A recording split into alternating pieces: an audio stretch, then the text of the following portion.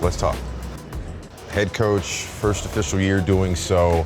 When you think about the moment that your daughters and your wife embraced you for that, like what were some of the things that, those private moments that you guys just celebrated amongst Oh yeah, when we found out we got the job, everybody was just thrilled.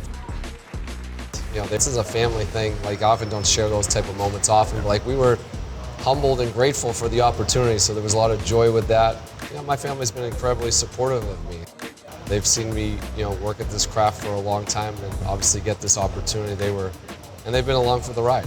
Well, at the original press conference when we introduced you, apparently your mom requested a DVD. It was actually my wife. Your wife requested it, okay. It's my wife, so she just wanted a copy of it. She was in attendance with my two daughters. She wanted a copy of it, so there is a DVD sitting on my desk. We also got some digital copies too. I was waiting to see you. So we got both, but I have a copy. It's actually sitting on my desk. Yes. Actually a DVD, which they still exist. Who are your coaching inspirations? People ask me that question. It's a simple one for me. It's my mom and dad. Wow. Really, my mom was a school teacher. My dad coached me in youth sports. So like, when I think of people who inspire me to want to do what I do now, it always starts with my mom and dad. How they raised us, me and my sister, the values they taught, how to pursue stuff. Those are two people I always think first. I knew that coaching was going to be in my future. Both of them were teachers, so like, that's how I view coaching as teaching. Not as surprised I ended up doing what I'm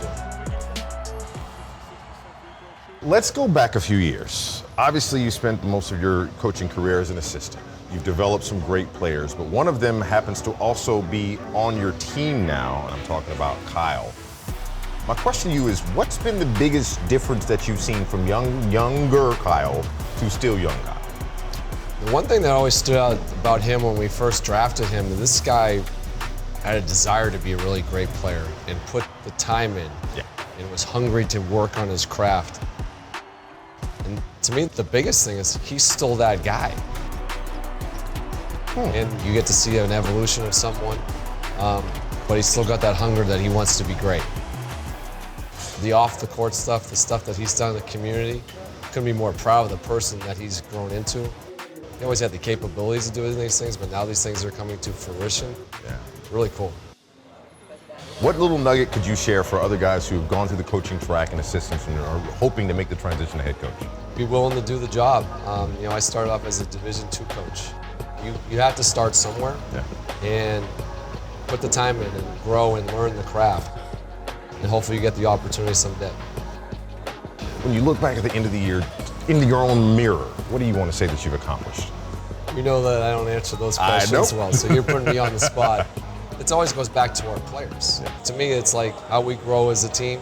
I'm just part of that group with them, so it's no different for me. This is an individual, personal goal. It's always about the team. The humble spirit. PK, nice try. I tried to get you. I was nice like, let me see if I can load you up one. Well done. Coach Keefe.